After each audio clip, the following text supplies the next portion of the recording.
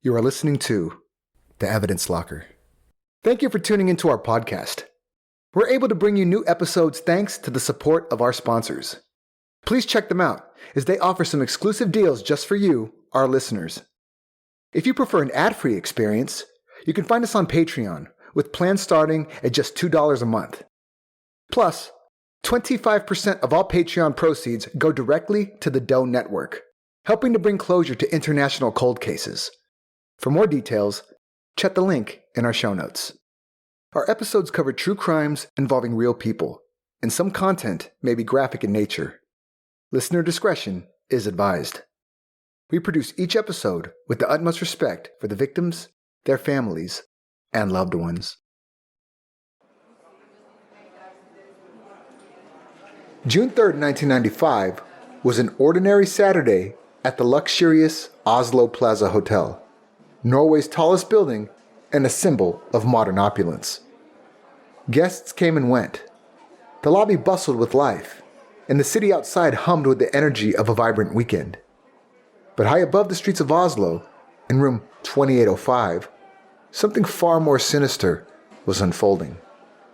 Espen Nass, a 21-year-old student who had a part-time job working security at the hotel, was tasked with a delicate job.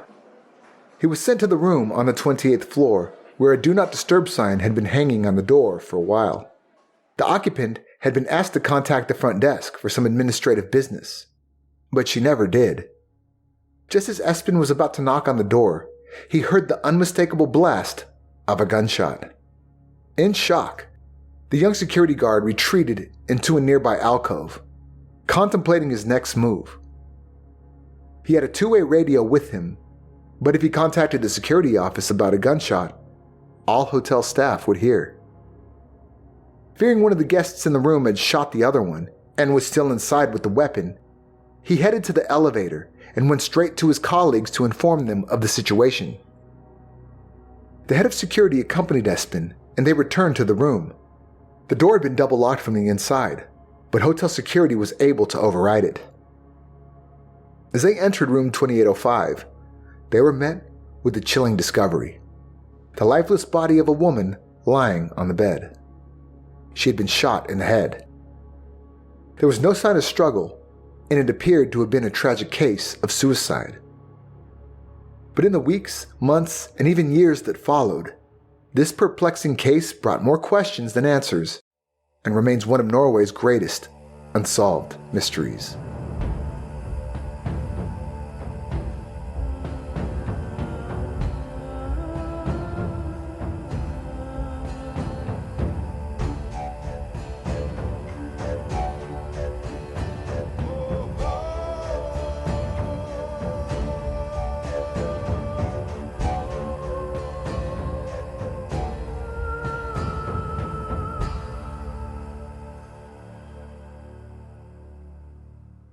Traveling to Oslo in the early summer in 1995 was magical.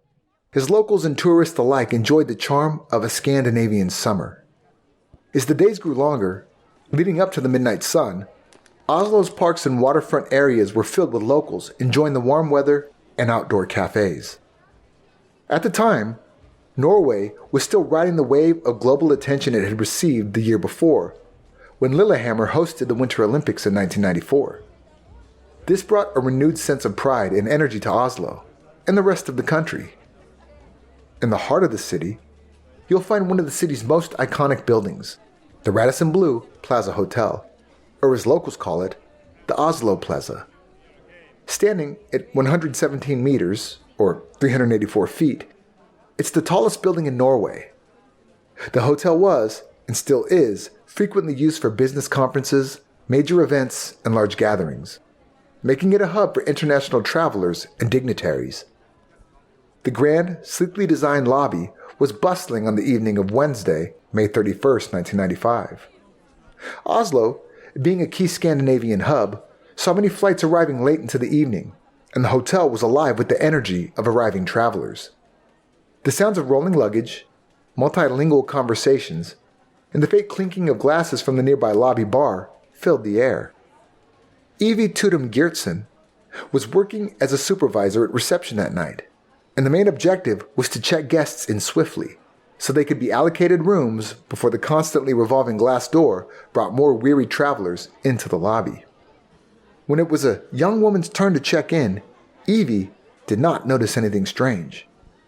Her room had been booked by telephone on May 22nd under the name Jennifer Fairgate. A few days later, a woman speaking German with an East German accent called and changed the check-in date to May 31st.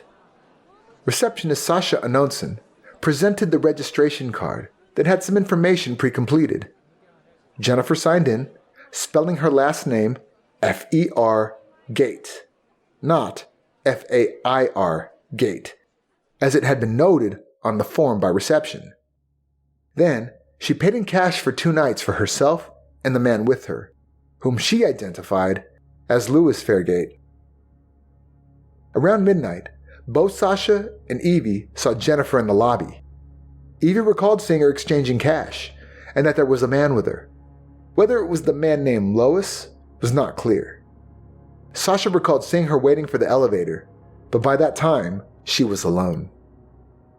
In the days that followed, Jennifer's visit to the hotel seemed quite unremarkable. One guest passed her in the hallway, and they exchanged greetings. On a Thursday morning, she was at the reception desk and asked the concierge to extend her stay, adding 2 more days. Again, she paid up front, in cash. Nothing about her movements hinted at the fact that she would soon lose her life in that very hotel. On that afternoon, front desk staff realized that contrary to strict hotel policy, Jennifer never provided a form of identification when she checked in. As it was very busy on the night she arrived, and the queue of visitors was growing behind her, concierge must have agreed that she could sort it out later. Although this was not common practice, if one considers the practicality of the situation, it's not so strange. One can assume that Jennifer fumbled through her purse, and after a long flight was tired and perhaps flustered. She could have assured them that she would return with her ID at a later stage. Either way, staff followed up with her by leaving a message on the TV in her room. The log showed that she viewed the message when she returned the next day and acknowledged it. However, she did not come to see them. Housekeeping staff saw her return Friday afternoon, and as she entered her room, she hung the Do Not Disturb sign out. Friday evening, she ordered room service, bratwurst and potato salad, and Kristen Anderson, who was the waitress on duty, brought it to the room. Her brief interaction with Jennifer was memorable. Firstly, it was customary for room service to take the food trolley into a guest's room and place the food on the table. The waitress immediately noticed how tidy the room was. The bed was perfectly made, the table was empty, and nothing was out of place. The word Kristen used to describe the room has been translated to sterile, which is not what one would expect when someone had been staying at a hotel for 3 days. Kristen recalled that Jennifer was friendly, and she seemed fine. In fact, so fine, she tipped her 50 kroner. Disproportionately generous at the time. Kristen thanked her and left, not realizing this would be the last time that anyone would see Jennifer Fairgate alive. At 8:57 p.m., reception staff sent another message to Jennifer's TV, asking her to come and see them. It was acknowledged 8 minutes later, but she never went downstairs. On the Saturday, the Do Not Disturb sign outside of room 2805 was still keeping hotel staff at bay.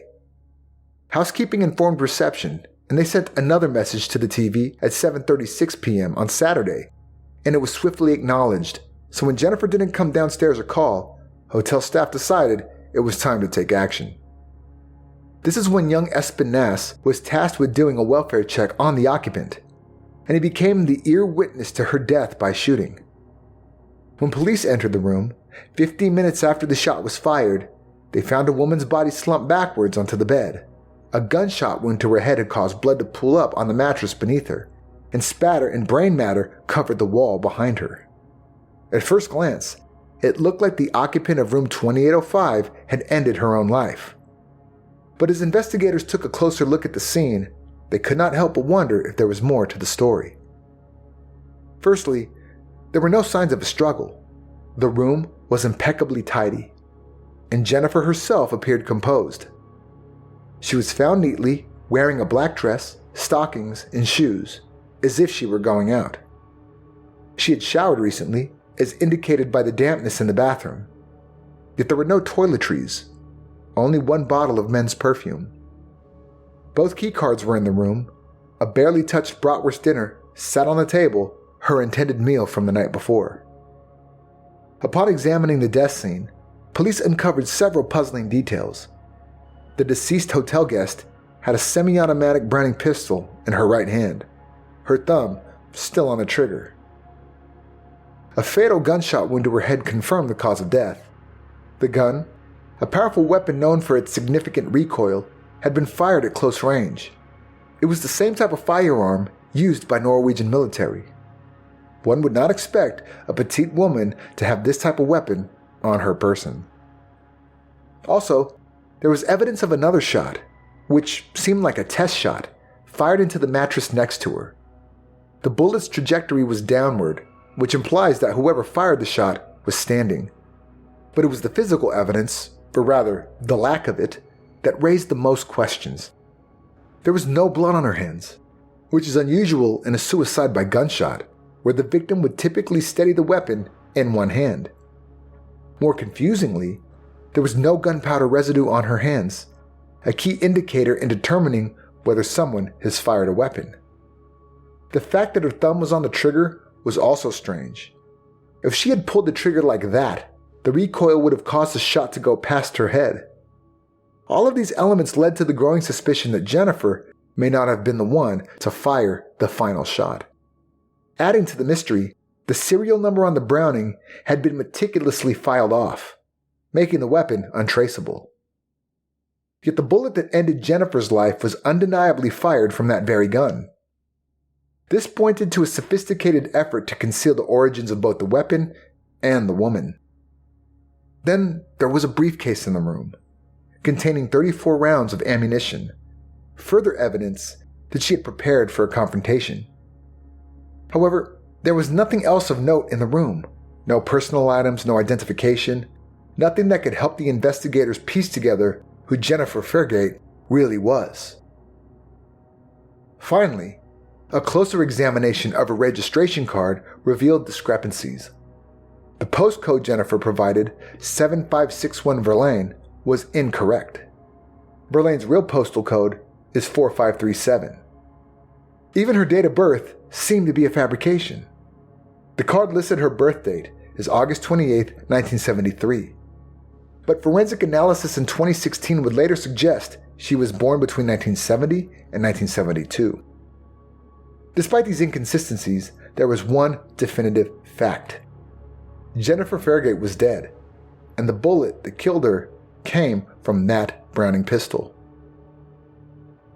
Investigators decided to go back to the beginning, to analyze everything they did know about the mysterious victim. Jennifer Fairgate's journey at the Oslo Plaza began on May 31st, 1995. She arrived with an unremarkable man whom she noted as Lowe Fairgate on the registration card. It's also significant to remember that she spelled her last name Fergate and not Fairgate. The pair checked into room 2805 at approximately 10:44 p.m.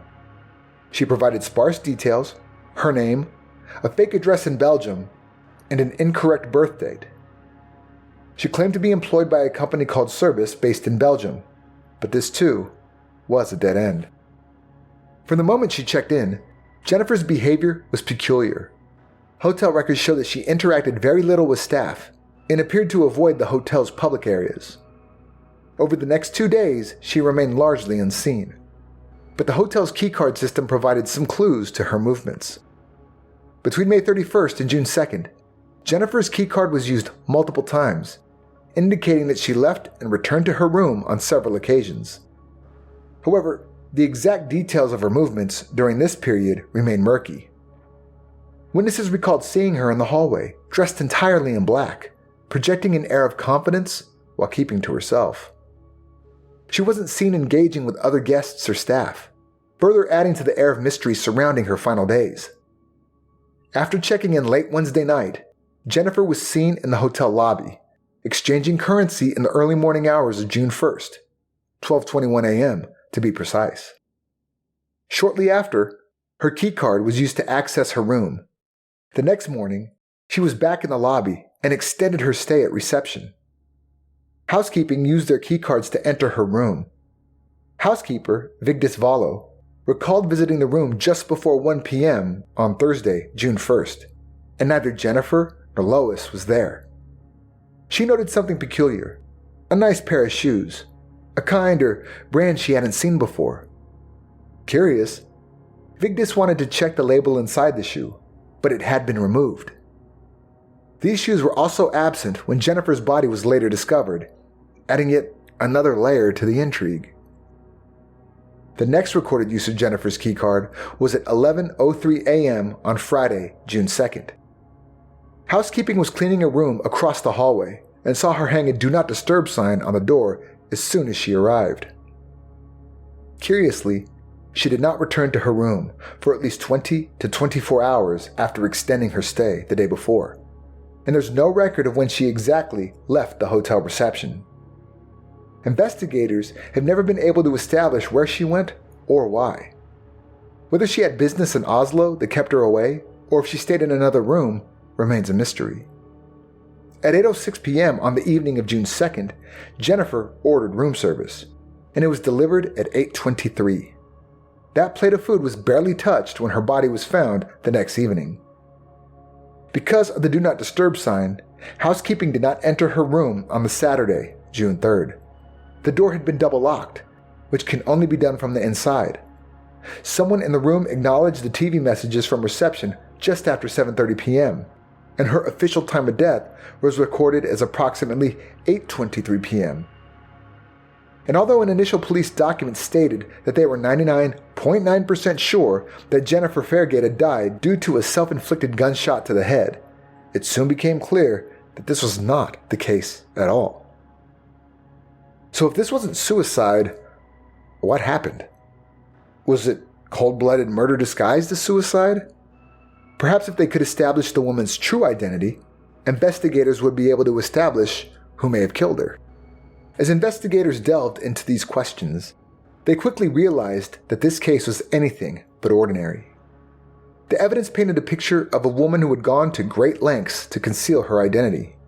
But why? Her fingerprints were run through international databases, but no match was found. She seemed to have no past, no history, no connections, no identity. As the investigation progressed, the case attracted a swirl of theories. Some believed the woman was involved in espionage, citing the hotel's proximity to various embassies and international organizations. The precision and secrecy with which she had erased her identity, combined with the strange circumstances of her death, fueled these speculations. The possibility that she was a spy, perhaps from Eastern Europe, given the time frame, was compelling, but ultimately unproven. Others theorized that the woman might have been involved in organized crime. The ammunition in her briefcase and the execution-style shooting suggested a professional hit, possibly connected to a high-stakes criminal underworld. But if that were true, who would have wanted her dead, and why? This all seemed too familiar, echoing the eerie mystery of a case Norway would never forget: the Isdal Woman. Like Jennifer Fairgate, the unknown woman found in Bergen's Isdalen Valley in 1970 left behind more questions than answers: a false identity, suspicious circumstances, and an untimely death. The parallels between these two unsolved cases are striking. If you want to learn more about the Isdal Woman story, we covered that in detail in Evidence Locker episode 189. Still, if you look at these two cases side by side, this is what you'll find. Both women had taken on false identities. Jennifer Fairgate checked into the Oslo Plaza under a fabricated name with a fake address. Similarly, the Isdal Woman was found with multiple passports, each with a different alias. Both went to great lengths to conceal who they truly were. Authorities hit the same dead ends when trying to trace their backgrounds. Jennifer left behind no verifiable information about her life, much like the Isdal Woman. Peculiarly, Both women had removed the labels from their clothing and belongings, making it nearly impossible to trace their origins. And then there were the deaths themselves. Jennifer Fairgate, found in a hotel room with a gunshot wound, her death shrouded in ambiguity. Was it suicide? Or was it murder staged to look like one? The Isdal Woman's death was equally mysterious. Her body was found burned in a remote valley, with a lethal dose of sleeping pills in her system. Both women also seem to have connections beyond Norway. Jennifer claimed to be from Belgium, though her story didn't hold up. The Isdal Woman was thought to have traveled extensively across Europe before her death. Her movements shadowed in secrecy, hinting at espionage or involvement in a broader, darker network. And the baffling belongings. Jennifer left behind only a briefcase with ammunition, while the Isdal Woman's possessions included wigs, maps, and foreign currency. These items hinted at lives lived in secrecy, and ultimately provided no real answers. Even their physical appearances bore similarities. Both were attractive and well-groomed, and kept to themselves. Both had some contact with unidentified men at the hotels where they stayed, which only added to the mystery surrounding them. Another case that comes to mind when looking into the death of the Oslo Plaza Woman is the case of the Cambo Man, discovered near the train tracks in the village of Cambo in 1987. Cambo Man was found in an isolated location under mysterious circumstances. An autopsy estimated the man was between 55 to 65 years old. His body showed signs of a violent death, likely caused by a train. He had no identification on him, no wallet or money, and the labels on his clothes had been cut off, just like it was with Jennifer's and the Isdal Woman. The clothing he wore was a mix of inexpensive and high-end items, with his shoes being of particularly high quality, designed for long-distance walking. His underpants had a tag in, however, but no one had ever seen such a tag. It had the number 1 written in German, nothing else. This strange combination of clues led to various theories from accidental death to espionage. Much like Jennifer, Cambo Man's case garnered national attention, but no one ever came forward to identify him. Investigators speculated that he might have been involved in intelligence work, given the location of his death near a NATO missile defense system and the hidden clues, such as the mysterious number taped inside his shoe.